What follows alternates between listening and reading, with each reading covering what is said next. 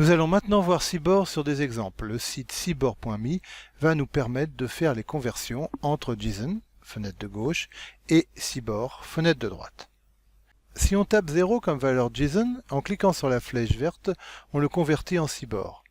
On obtient la valeur hexadécimale 00, que l'on peut lire en binaire comme 8 0.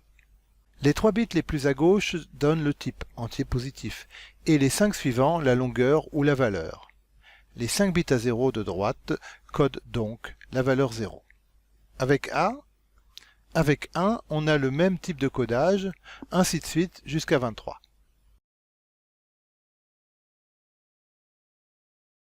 Quand on passe à 24, la représentation en Cibor change.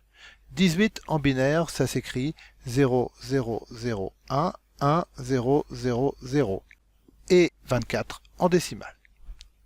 100 donne le même codage. Le premier octet ne change pas car il donne le type et la longueur, soit un octet. Par contre, la valeur évidemment change. On peut tester les nombres plus grands pour avoir différentes longueurs. -1 utilise le type entier négatif.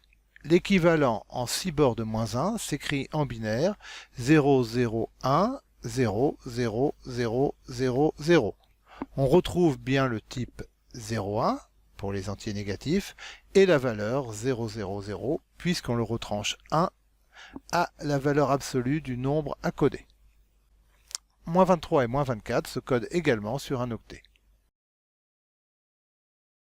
Si l'on rentre une chaîne de caractères, le premier octet est 65 en hexa, soit 0 1 1 0 0 1 0 1. Donc le type est une chaîne de caractères contenant 5 éléments. Un tableau se code de la même manière. 84 correspond à 1 0 0 0 0 0 1 0 0, soit le type 1 0 0 qui correspond au tableau qui contient 4 éléments. Ceux-ci sont des éléments Cibor. Avec ces petits entiers, c'est pas visible. Mais si on change les valeurs du tableau, c'est beaucoup plus visible.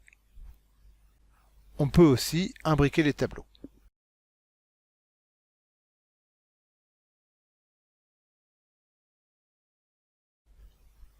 Pour une liste de paires, on utilise le même principe qui n'a plus de secret pour vous.